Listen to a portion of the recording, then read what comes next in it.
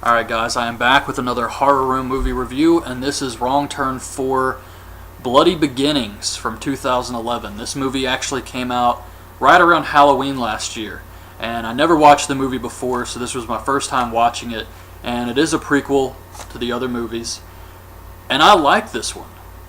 I thought this one was much better than the third movie, and I think a lot of that has to do with the fact that there were 3 cannibals. It didn't really matter to me whether it was Sawtooth, One Eye, or Three Finger, or other cannibals like in the second movie. The second movie didn't have the originals and it was still good. But I think the third movie was really hurt by the fact there was only 1 cannibal.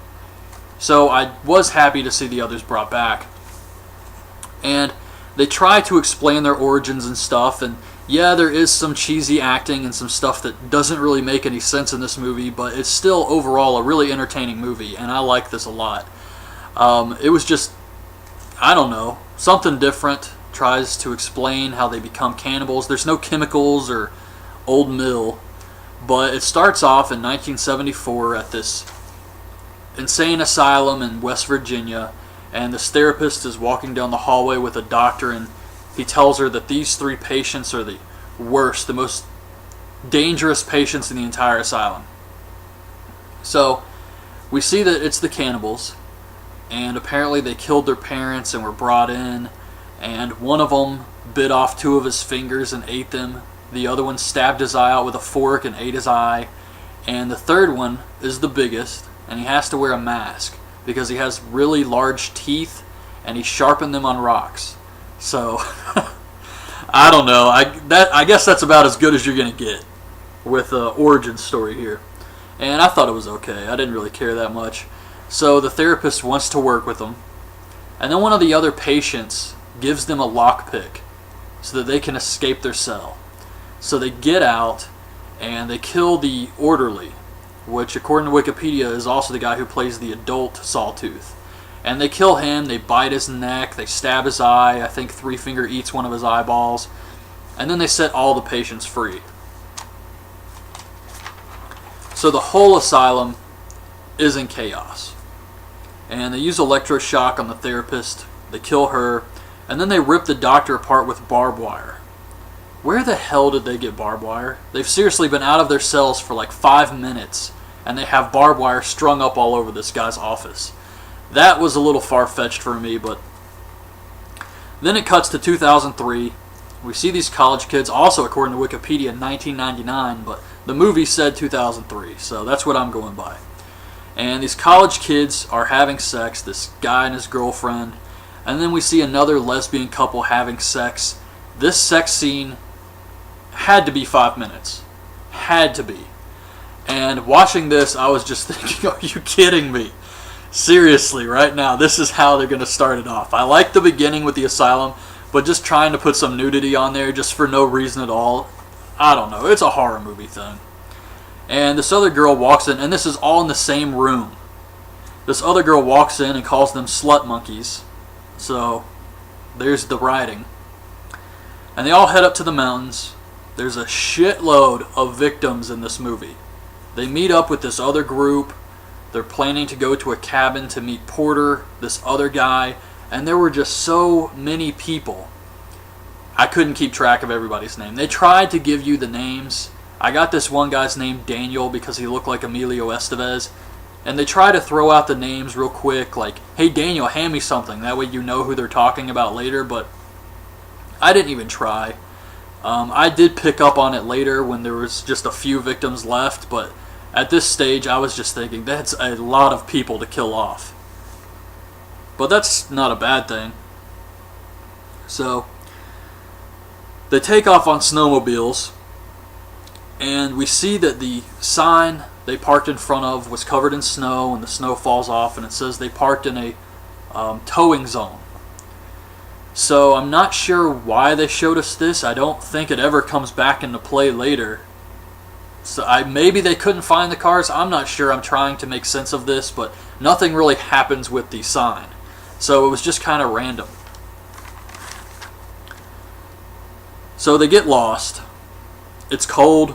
A storm's coming, temperature's dropping, and it's getting dark. And they throw all of this at you at once. And they want to find shelter. This one guy says he can find their way out, and Daniel says he's going to make a wrong turn. I know it. So they see the old asylum, and they head there. Luckily, this place has couches and all types of shit, so they're pretty set up. Cell phones can't get a signal, though. So the guys start a fire. They got food and stuff, and apparently they're supposed to meet up with Porter, and they think that maybe he'll come looking for them, and some of them are saying, nah, he won't come, and I don't know. I don't even think we ever get to see Porter's face. But they decide to explore the asylum. They head into the doctor's office and find some booze. They find folders on the patients and realize it was an asylum. So the cannibals are heading back to the asylum. They're dragging a body. Vincent and two of the girls are trying to pick rooms where everybody's going to sleep. And he does the old trick in horror movies where he acts like he walks in a room and something grabs him. And he's screaming, and the girls are freaking out, and they go looking for him. Of course, he's just faking the whole time, but the girls don't know this, so they think he's actually hurt. And I'm just wondering why they didn't go get the rest of the group. They have a ton of people waiting for them, so why not just go get the group and say, hey, something happened to Vincent? If they really thought he was hurt, why did they go looking for him by themselves? But he was faking. Vincent cuts the generator on so that they have some lights, and they all start dancing and partying and listening to this music that's coming from somewhere. And they all ride around in wheelchairs. They find some film, and it's footage of the cannibals getting electroshock. What are the odds of all the patients? I guess you could try to explain this, that the cannibals live in the asylum and they kept the film around for themselves, maybe. It's kind of a stretch, but that's the only way I can explain this. But yeah, it is a huge coincidence that the tape they find is of the cannibals, and it's also black and white footage with no sound, and you would think in 1974 they had better equipment than this. So everyone's sleeping. Vincent wants to go explore some more by himself. He sees the lesbians having sex again, and he finds Porter's body. It's the body the cannibals were dragging into the asylum. He turns around and Sawtooth, I think it was Sawtooth, uppercuts him with a spike. So Vincent's dead. In the morning, they get snowed in, and they can't find Vincent. So they split up to go look for him, but their stuff is gone, and nobody gives a shit except for Daniel. He's actually saying, doesn't anyone care that our stuff is gone? And they look at him like, dude, that was it. Like, that's what they did. It was unbelievable. So Vincent's girlfriend, Jenna, I think her name was, sees the cannibals cut up Porter's body. And the other group finds the blood from Porter. So the group meets back up, and Vincent's girlfriend says they're going to kill us all. And then a jacket with Porter's head gets tossed at them, and the cannibals hang one of the girls. They drop down this barbed wire rope, and they pull her up while they're distracted with the head. And they're pulling her up so high, her head actually gets ripped off of her body. And her boyfriend Kyle is seeing this, and all this blood's pouring down on him. He's just freaking out. This was pretty good. I actually thought they did a good job with the gore in this movie. So they run outside, they try to start the snowmobiles, but the cannibals took the spark plugs. Daniel's girlfriend decides to ski for help. She's the only one who can ski, so she's going to leave on her own. And the rest decide to go back inside and find a way to fight back. Daniel, Kyle, and one of the lesbians, I think her name was Sarah, go to find this cage they saw that had some weapons in it. Three Finger comes after them with an axe. Meanwhile, Sawtooth, I think it was Sawtooth, has this drill, and he tries to drill into the office to get the others. One of the girls stabs his arm, and he just leaves. So that was kind of strange. Oh, I forgot to mention, the doctor actually says that the cannibals cannot feel pain. They have some disease to where they can't feel any pain, so that explains why they're so indestructible. But anyways, he leaves.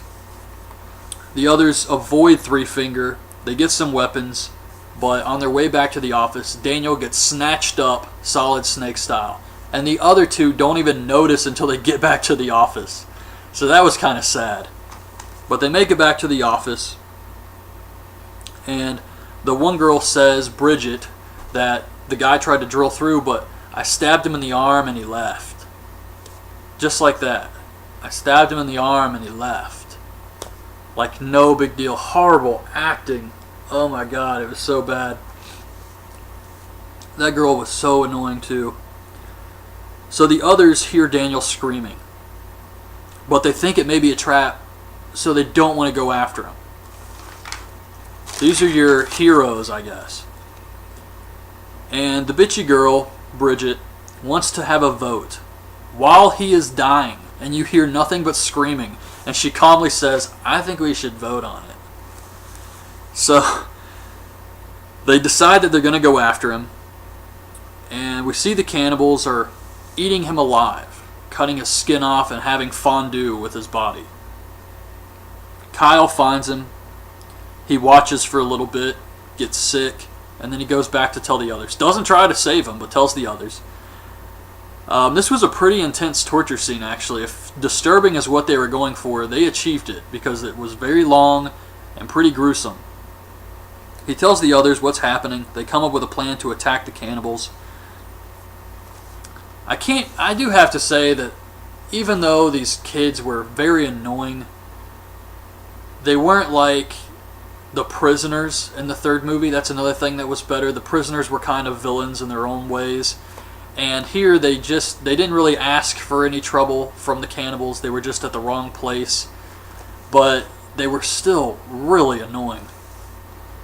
You really don't feel sorry for them, especially with what's about to happen. So one eye chokes on a finger, and the other guy, Kyle, attacks them. And they force the cannibals, all three of them, into a cell. Turns out it's the same cell that they were in when they were children. And one girl says Kyle actually wants to burn them alive, which I understand because his girlfriend's head was ripped off in front of him. And one girl says, we can't just kill them. What the hell are you talking about? They've killed all your friends. You guys are the only ones left, and you're not going to kill them. And Kyle listens to this. The guy whose girlfriend was just had her head ripped off. He listens to this and decides, okay, I won't kill him. And he decides that he's going to watch the cell so that they don't try any funny business while the others go look for the spark plugs to get the hell out of there. At this point, I was really rooting for the cannibals just because this whole thing was so stupid. But Kyle falls asleep, and we see that the cannibals actually have the lockpick that they used to escape from the cell when they were kids in their cell. So they escape. Sawtooth knocks out Kyle, and the girl who wanted to save the cannibals is going back to the cell to take over for Kyle and watch the cannibals, and the generator goes out. So she's in the dark, she makes it back to the cell, and she realizes they're all gone. No one ever says, I told you we should have killed their asses. Never. So she makes it back to the office, tells the others that they escaped, and then this person runs up to the door, and the guy is wearing a bag on his head. It's Kyle. It's so obvious and predictable. And he's wearing a bag on his head, and they think it's the small cannibal. Maybe they can kill it. So they attack it, they stab it to death. They take the bag off, it's Kyle, they cut his tongue out. So now it's just the four girls, Jenna, the girl that tried to save him, Bridget, and Sarah. Alright, so I kind of jumped ahead a little bit. So now the cannibals are chasing after him. Sawtooth has a big-ass drill. It's very Leatherface. And they chain the doors to the asylum so they can't escape that way. They put a board through these doors to keep the cannibals out. The cannibals are trying to bust through it, and they decide they're going to try and go out a window. So they open this window, and the snow is piled so high they have to dig a tunnel to get out of the asylum. And they dig a tunnel, and three of them make it through. I don't know why they went one at a time, I guess so it wouldn't collapse. It wasn't really a lot of snow anyways, but three of them make it out. Jenna is the last one. She gets hit with the drill. They kill her off. So the cannibals start chasing after the other three with the snowmobile. And then they leave for a little bit. One girl says she's got to go back for her weapon. Then the cannibals come back. They kidnap Bridget. They hit the girl who tried to save them. And then we see One Eye start the snowmobile on top of Bridget, killing her off. And in the morning, the girl that went skiing to try and find help, we see froze to death. And she was right near the road too the entire time. So she was almost to safety. But she froze to death. And Sarah and the girl that tried to save the cannibals knock One Eye off his snowmobile and take it. They think they're saved.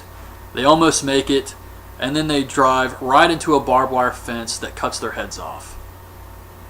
I really liked the song that was playing during this part too. It was really good. And then the last thing we see is Three Finger loading up the heads into the old tow truck, and they drive off. So that was the end of the movie. And this was the first movie where no one got away from the cannibals. In the first movie, Quinn and that girl escape. In the second movie, Nina and Jason, I think his name was, escape. And in the third movie, the one girl who was rafting gets away. So this is the first Wrong Turn movie where no one gets out alive. But yeah, that was it. That was Wrong Turn 4, and it is a pretty good movie. I definitely recommend checking it out.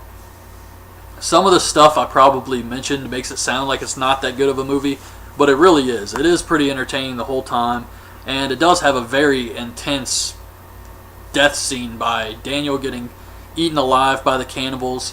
The gore was pretty good. It's just the acting was kind of shitty in a few places, and some of the stuff just didn't make sense, like saying we can't kill the cannibals. And I don't know, if they wanted to do that, they should have just never put them in the cell to begin with and had the cannibals escape or something. Like, when they were trying to attack them, have them run away or split up into the asylum. Why even put them in the cell if you're just going to make the heroes sound so weak by saying we can't kill them? And it doesn't make sense when this guy is still covered in his girlfriend's blood, staring at the cannibals, and decides, okay, maybe you're right. And he does, to his credit, he does say later when the others leave that he's going to kill them. He's going to come back and say he forgot something and burn them alive then.